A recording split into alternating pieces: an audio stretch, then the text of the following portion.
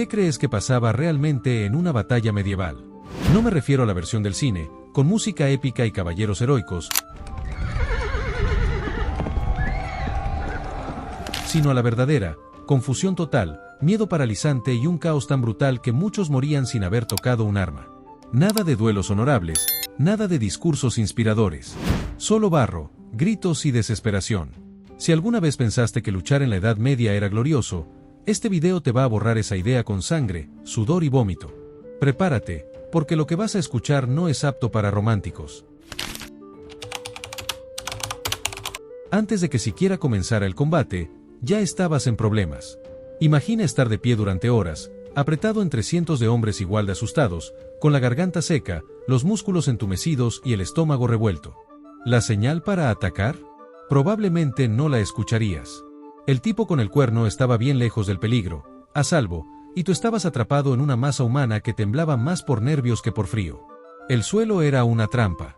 Campos mal nivelados, raíces ocultas, piedras sueltas. Al avanzar, más de uno tropezaba con su propio compañero, caía mal y se torcía el tobillo antes de dar un solo golpe. No había líneas ordenadas, ni formaciones limpias. Solo un grupo desorganizado de hombres empujándose hacia lo desconocido. El olor era insoportable. Sudor, miedo y alientos rancios se mezclaban con el del estiércol cercano. Sin higiene ni privacidad, los nervios hacían que muchos vomitaran antes de pelear. Otros simplemente gritaban. No había instrucciones claras ni tácticas sofisticadas. Gritar era una forma de calmar el pánico, o de no pensar. Y justo ahí, en ese caos previo, comenzaba la verdadera batalla, la lucha contra el miedo. Porque si no podías dominar tu mente antes del primer golpe, no tenías ninguna posibilidad de sobrevivir lo que vendría después. Y entonces, sin aviso claro, todo comenzaba. El primer choque no era una escena gloriosa, era el fin de cualquier ilusión que te hubieras hecho sobre el honor, la estrategia o la valentía. Lo que venía era una avalancha humana, caótica y violenta, donde tu única prioridad era mantenerte en pie. Porque una vez que caías, ni tus gritos ni tu armadura te salvaban, el suelo se convertía en una sentencia de muerte. El golpe no llegaba como lo habías imaginado. No era un duelo 1 a 1, no había tiempo para medir movimientos. Era alguien estrellándose contra tu escudo, con fuerza brutal, seguido de empujones, codazos, rodillazos y más cuerpos que se apilaban sin control. Tu plan, si es que lo tenías, se reducía a una sola instrucción: no te caigas. El ruido era insoportable. No música épica, no tambores de guerra, solo jadeos, gritos de dolor y el sonido seco del metal contra carne. Tu cuerpo vibraba por cada impacto, y tus brazos ardían por sostener el escudo o el arma. En cuestión de segundos, ya no sabías dónde estabas ni a quién tenías enfrente. Ahí moría la fantasía y nacía el instinto. En ese preciso momento, entendías que la batalla no era una prueba de valor, era una masacre que apenas comenzaba. Pasados los primeros golpes, algo dentro de ti cambiaba. El pensamiento lógico desaparecía. Ya no analizabas, no decidías con claridad.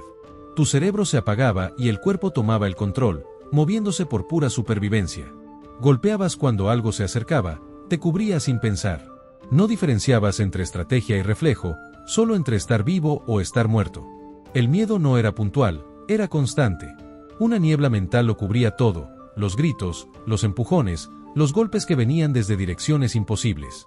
Podías recibir ataques de 3 frentes al mismo tiempo. Y lo peor era no saber si ese grito que oías era enemigo, o tu propio compañero.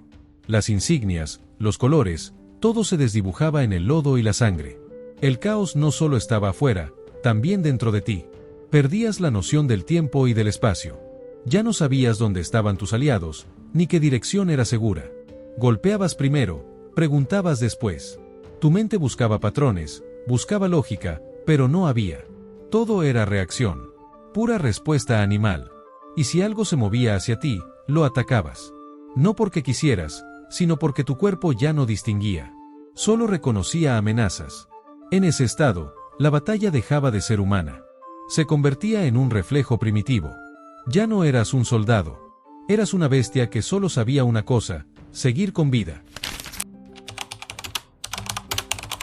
Olvida los duelos elegantes y los enfrentamientos 1 a 1.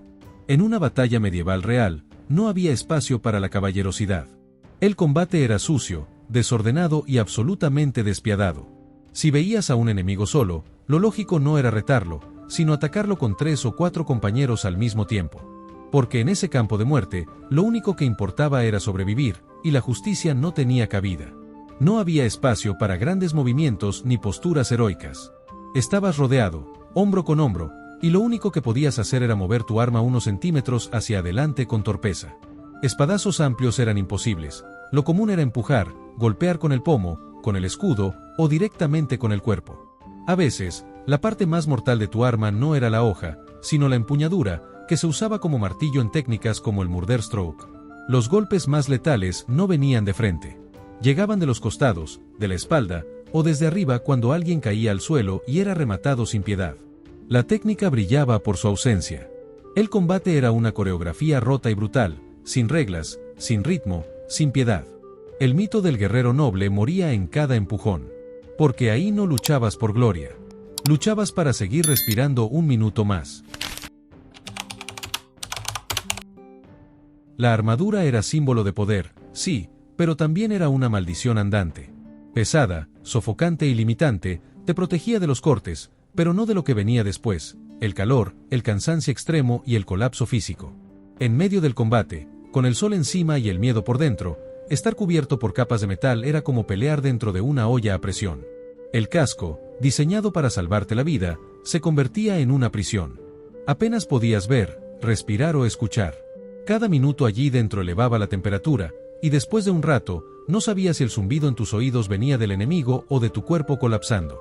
Muchos no morían por la espada, sino por el calor.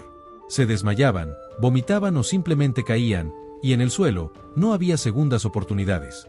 Los caballeros, idealizados como guerreros invencibles, eran también los más vulnerables a la fatiga. Cada paso requería fuerza, cada movimiento drenaba energía. Y cuando el cuerpo empezaba a ceder, el peso se volvía insoportable. Muchos morían sin heridas visibles, simplemente porque el cuerpo no daba más. La armadura no te convertía en un héroe. Te convertía en un horno. Uno que avanzaba lento, sufría en silencio y esperaba que la muerte llegara antes de que te derritieras desde adentro. Las armas medievales no eran reliquias elegantes ni piezas de museo. Eran herramientas crudas, fabricadas con una sola intención: destrozar cuerpos. Olvida las espadas brillantes de las películas.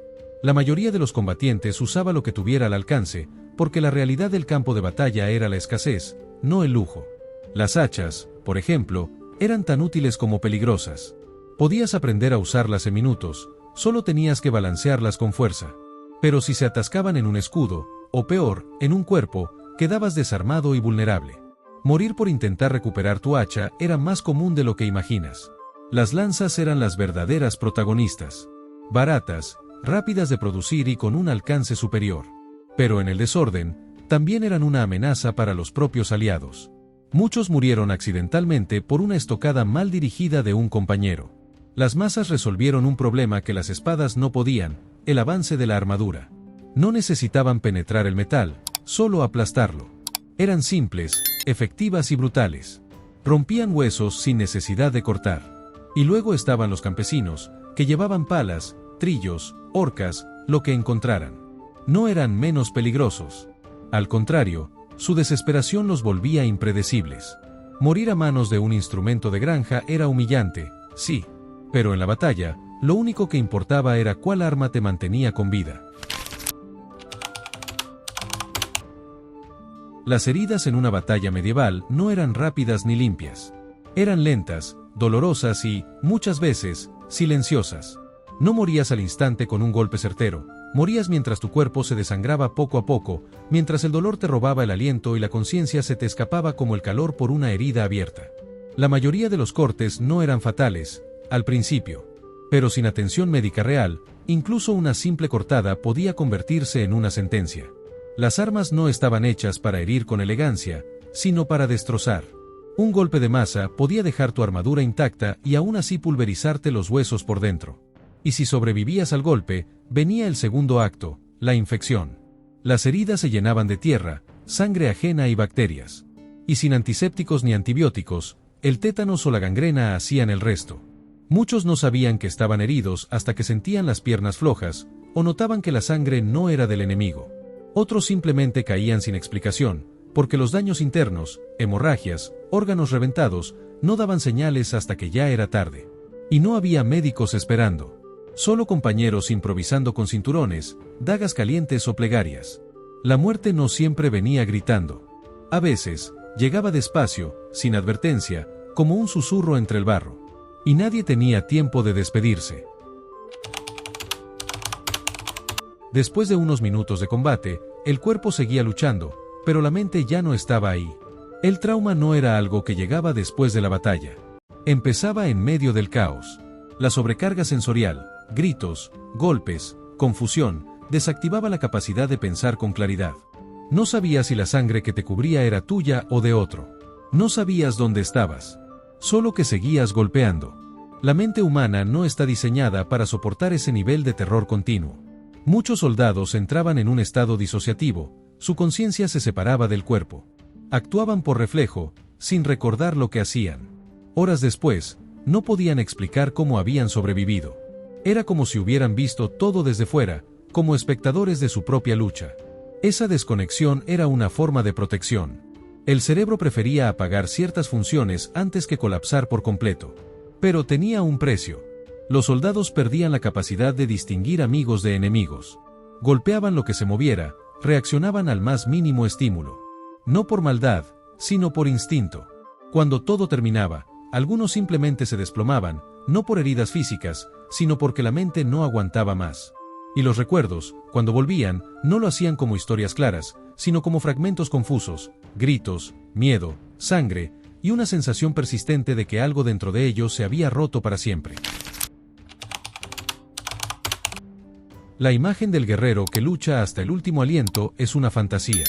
La realidad era mucho más humana, mucho más cruda. Cuando el miedo superaba cualquier esperanza de victoria, la mayoría simplemente huía.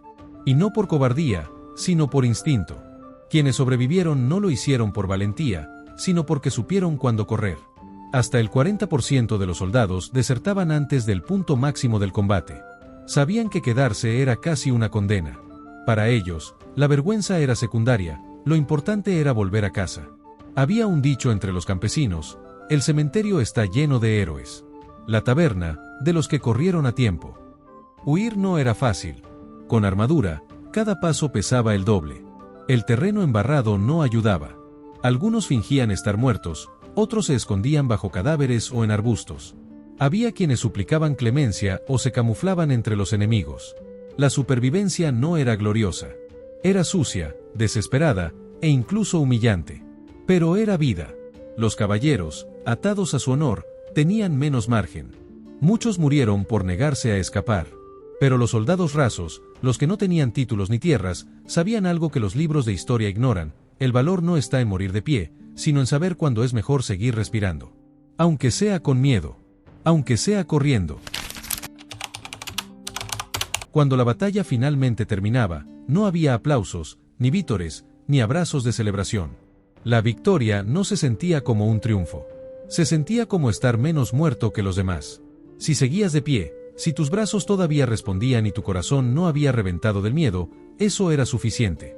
Habías ganado, por sobrevivir. La mayoría de los combatientes no celebraba, simplemente se dejaba caer donde estaba, agotado física y mentalmente. Algunos ni siquiera sabían si su bando había vencido. Lo único claro era que estaban vivos, al menos por ahora. El campo quedaba en silencio, interrumpido solo por gemidos, súplicas y respiraciones entrecortadas. Nadie tenía fuerza para gritar de alegría. Entonces venía la rutina post-batalla. Revisarte el cuerpo para ver si alguna herida había pasado desapercibida. Buscar a los amigos, o lo que quedaba de ellos. Y recoger armas o piezas de armadura de los muertos, sin importar de qué lado estaban. Porque en ese momento, lo útil era más importante que lo justo. Algunos bebían para olvidar. Otros lloraban sin razón aparente. La mente aún no había salido del campo de batalla. Y la idea de ganar se volvía absurda. Porque si eso era la victoria, ¿cómo se suponía que debías enfrentar el día siguiente con una carga así en los hombros? Ahora que conoces la verdad, dime, ¿todavía crees que luchar en una batalla medieval era glorioso? Lo que llamamos hazaña era, en realidad, una pesadilla sostenida por miedo, hambre, confusión y muerte. Los hombres que empuñaban espadas no eran héroes de cuento, eran personas comunes atrapadas en el peor escenario imaginable, intentando no perder la razón ni la vida. Esta es la parte de la historia que rara vez se cuenta. La que no entra en los libros escolares ni en las películas. Porque no vende. Porque incomoda. Pero es, quizá, la más importante. Porque muestra lo que somos capaces de hacer y de soportar. Y si esta versión sin filtros de la Edad Media te hizo ver el pasado con otros ojos, no estás solo. Hay muchas más verdades ocultas bajo capas de romanticismo, mitos y propaganda. Historias que merecen ser contadas, no para glorificar, sino para comprender. Así que si quieres seguir descubriendo lo que realmente ocurrió, no lo que nos hicieron creer, este canal es tu lugar. Suscríbete, comparte este video y acompáñanos a seguir escarbando la historia real. Porque a veces, entender el pasado no nos hace sentir mejor, pero sí nos hace más conscientes. Y en tiempos como estos, eso vale más que 1000 leyendas.